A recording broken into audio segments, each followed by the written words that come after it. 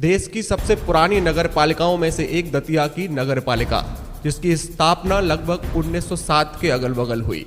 स्वतंत्र भारत में नगर पालिका दतिया को कई मनोनीत अध्यक्ष मिले। उसके बाद अध्यक्ष चुनने का अधिकार जनता को सौंपा गया। कई चुने हुए अध्यक्षों ने अपने कार्यकाल बहुत अच्छे से संभाले, पूरे किए और फिर 1982 के बाद लगभग चुनाव होना बंद हो गए और पूरा कार्यभार प्रशासन को सौंप दिया गया। काम चलता रहा, समय गुजरता गया।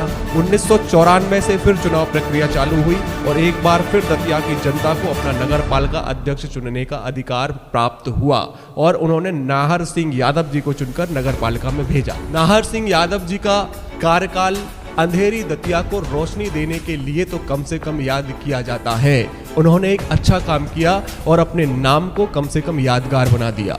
उसके बाद फिर हमारे बीच में 1999 में अध्यक्ष चुने गए डीपी सजरिया, 2004 के अगल बगल अध्यक्ष चुने गए श्री सलीम कुरैशी जी, 2009 में अध्यक्ष चुनी गई श्रीमती कृष्णा कुशवाहा जी और 2014 में अध्यक्ष चुने गए सुभाष अग्रवाल जी और उसके बाद अध्यक्ष चुनना अभी बाकी है और इसकी लड़ाई में आप कई लोगों को लड़ते देख रहे होंगे। इतने अध्यक्ष आए गए, लेकिन दतिया की तस्वीर इन 26 साल के बाद भी क्या है वो नज़ारा आपके सामने है। दतिया के कोने कोने गलियों मोहल्लों में गंदगी और कचरे के ढेर लगे हैं, बड़े बड़े घूरे सजे खड़े हैं। इस बदहाल हालत का वीडियो किसी को दिखाया जाए ना साहब तो वो यही कहेगा कि कहीं दूर सुदूर, कहीं बहुत दूर के पिछड़े हुए अनपढ़ से गांव का वीडियो है। ये जो आप रोड देख रहे हैं ना साहब, जहां आपको लगेगा कि ये बरसते पानी के बाद की तस्वीरें हैं, तो आप बिल्कुल गलत सोच रहे हैं। ये सेवड़ा चुंगी रोड है और इसका नज़ारा रोज का यही होता है। इस पर लाखों रुपए खर्च हुए, लाखों योजनाएं बनी, बड़े बड़े इंजीनियर ने प्रोजेक्ट्स बनाए, बड़े बड़े काम किए गए, लेकिन सड़क की स्थिति वहीं की वहीं दुर्दशा का शिकार। ये वो सड़क है जो सेवड़ा की तरफ से इंदरगढ़ की तरफ से आने वाले लोगों को पहले ही बता देती है कि दतिया जिले का हाल और दतिया नगर पालिका के काम करने वाले लोगों की मनसा किस तरह की है।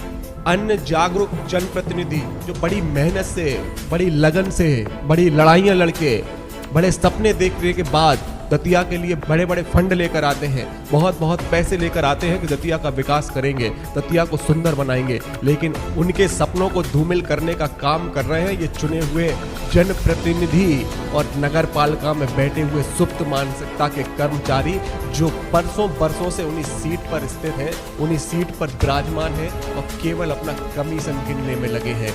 ये है दतिया की नगर पालिका का हाल और दतिया की नगर पालिका के कर्मचारी अधिकारियों के द्वारा किया गया विकास। अब आप खुद ही देख लीजिए साहब, इसे डिवाइडर बोलते हैं और इस डिवाइडर की सुंदरता को आप अपनी आंखों से देखिए कि इस डिवाइडर को देखने के बाद आपके मन में आने वाले विचार कैसे हैं। इन डिवाइडर्स का उपयोग दुकान वाले अपना सामान रखने के लिए करते हैं, घर वाले कंडे सुखाने के लिए इन डिवाइडर्स का उपयोग करते हैं और ना जाने किन किन कामों में आता ये डिवाइडर। लेकिन केबल नहीं आता तो पेड़ लगाने के काम में, केबल नहीं आता तो रोड को सुंदर बनाने के काम में और केबल नहीं आता तो दतिया को समृद्ध बनाने के काम में। ये डिवाइडर के हाल है, ये छोटी छोटी चीजें जो दतिया को बहुत सुंदर बना सकती हैं। आप अपनी नजर से देखो और इन दतिया के जनप्रतिनिधियों को अपने हिसाब से मार्क्स दो कि इनके काम, इनके विकास, इनके द्वारा सोची गई चीजें आपके लिए कितनी सही हैं, कितनी गलत। आज दतिया का कोना कोना गंदगी से भरा पड़ा है। कारण सीटों पर बैठे अफसरों की गैर जिम्मेदारी, जनप्रतिनिधियों की गैर जिम्मेदारी, और इनकी गैर जिम्मेदारी ही मात्र कारण नहीं है इस गंदगी का और इस अविकसित दतिया के होने का। इसमें बहुत अहम भूमिका हमारी और आपकी भी है साहब, आम जनता की भी है। जब तक ये आम जनता नहीं चाहेगी तब तक दतिया विकास की इस क्रम की कड़ी से जुड़ ही नहीं सकता, क्योंकि कोई भी जनप्रतिनिधि कितना भी विकास कर ले, कितनी भी चीजों को नए नए रूप दे दे, वो रूप केवल एक बार दे सकता है मेरे भाई। उसके बाद उस रूप को हमेशा के लिए बनाए रखने का काम केवल आम जनता का होता है। जब आम जनता अपने कर्तव्यों को समझने की कोशिश ही ना करे और अपने कर्तव्यों का निर्वहन करने के लिए प्रयास ही ना करे तो नज़ारा यही होता है कि केवल हमारे घर के अंदर सफाई हो सकती है, लेकिन घर के बाहर की दतिया जो हमारा सबसे पहला इंट्रोडक्शन होती है वो केवल चारों तरफ गंदगी सजोई होती है, बेहाल होती है। ये है दतिया, ये है दतिया की जनता।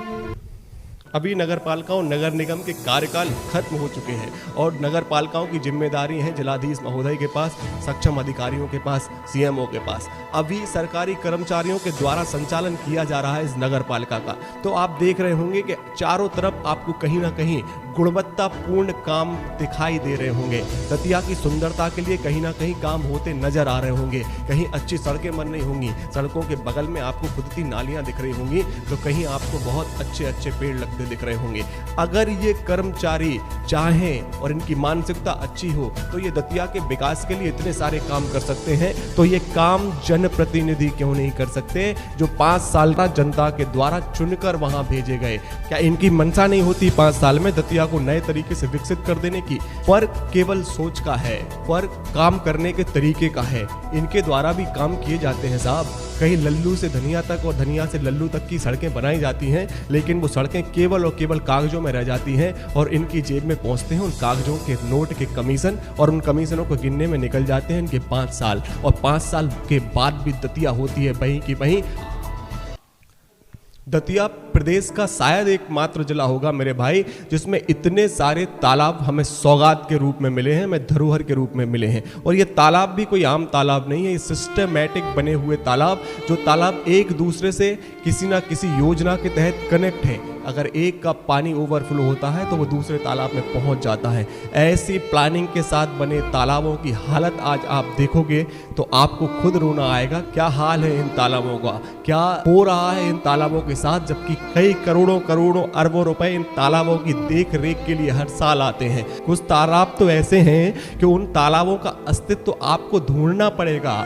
नई पीढ़ी तो कभी ये पता ही नहीं कर सकती कि यहाँ कभी तालाब भी हुआ करता था। उन तालाबों का भराव करने के बाद वहाँ घर बना लिए गए हैं, वहाँ बच्चों के खेलने के लिए आज मैदान बने हैं, कल उन पर भी घर बना लिए जाएंगे। ये स्थिति है आज इन नगर पालिकाओं में बैठे हुए कर्मचारियों और जनप्रतिनिधियों के काम करने के तरीके की, कि ये हमारी धरोहर को भी अच्छे से नहीं रख सकते। प्रदेश सरकार गरीबों के लिए कई योजनाएं चला रही है। 1 रुपए किलो गेहूं, 1 रुपए किलो चावल, 1 किलो नमक, 1 रुपए में, और न जाने क्या क्या। इनका लाभ लेने के लिए होना चाहिए आपके पास गरीबी रेखा का कार्ड। पर दुर्भाग्य देखिए साहब कि हमारे यहाँ का गरीब इंसान इतना गरीब है कि उसके पास गरीबी रेखा का कार्ड तक नहीं है। और आप जरा अच्छे से इसकी जानकारी करेंगे तो ये गरीबी रेखा के कार्ड ऐसे ऐसे लोगों के पास मिलेंगे कि जिनको इन गरीबी रेखाओं के कार्ड की जरूरत तक नहीं है। गरीबी रेखा के कार्ड नहीं बने हैं? नहीं बने। घर यही है? इसके अलावा यही है हम लोगों ने। ये कच्चे घर हैं? अच्छा, तो आवास के लिए आवेदन दिया था? दिया। नहीं किया? पार्षद से मिले? पार्षद से जा चुकी है बना। क्या कह रहे पार्षद? जो कहते हैं जिन पे नहीं मिलेंगे, अब नहीं मिलेंगे, बनेंगे जो कर दी बस। आवास के लिए नहीं दिया। और राशन कार्ड तो कहा होगा गरीबी रेखा वाला? कुछ नहीं बनाई नहीं रहा। सतीत ये सब बात देते नहीं है। सतीत पे सबको मिल रहा है, हम लोगों को नहीं मिला। जो कहते हैं आदिवासियों को है, तुमको नहीं है। आप लोग कौन हो? मुसलमान है। आपको नहीं है इसमें? भैया गरीब रहेंगे तो मजदूरी करे, क्या करे। चलो, इतनी सारी योजनाएं, इतनी सारी पेंशन, इतनी सारी सहायताएं हमारी सरकारों के द्वारा असहाय लोगों तक पहुंचाई जाती हैं, पर कहां चली जाती हैं वो सहायताएं?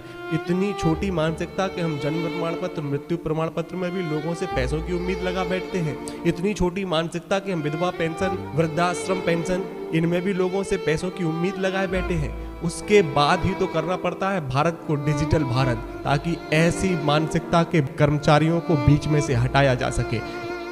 हमारे देश की सरकार और प्रदेश की सरकार का ये सपना है कि कोई भी बिना छत का ना हो, कोई भी टूटे मकान में ना रह रहा हो। लेकिन जरा इसकी असलियत तो आप जानकर देखिए, किनको मिल रहे हैं ये मकान, किनको मिल रही है अपने टूटे घरों को सही करने के लिए सहायता? केवल उनको जो कि पार्षद को जाकर चढ़ोतरी चढ़ा पा रहे हैं, केवल उनको जो जाकर कर्मचारियों से सेटिंग कर पा रहे हैं, और बहुत सारे असहाय जो आज भी चक्कर लगा रहे हैं कि उन्हें टूटे फूटे मकान को मरम्मत करवाने के लिए कुछ ही मिल जाए। कुछ ऐसे लोग जिनको सर छुपाने के लिए 1 फुट जमीन नहीं है, वो चक्कर लगा रहे हैं कि कहीं उन्हें छपरा डालने के लिए जमीन ही मिल जाए। पर उनके लिए इन जनप्रतिनिधियों के पास, इस नगर पालिका के पास कुछ नहीं।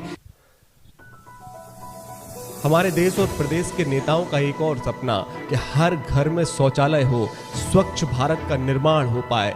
तो जरा ये भी देखो कि ये शौचालय लोगों तक पहुंचते हैं कि नहीं पहुंचते, कि ये नगर पालिका में बैठे हुए कर्मचारी और जनप्रतिनिधि मिलकर ये शौचालय भी तो लड़कियां आती हैं कछु रात के 8-9 बजे आती हैं, कागज रास्ता बंद हो जाती है तब 8-9 बजे आती हैं वो भी। हमारी लड़कियां आती हैं, हम ठेला लगा के आते हैं 9 बजे, तो 9 बजे हम लड़की को हिना लेटरिंग कराने आने पड़ता है। हिना दारू पी वाली हैं तो उनको हमें माने हैं तो हमको स्वयं खड़े होने पड़ता है। इतनी परेशानी हमको।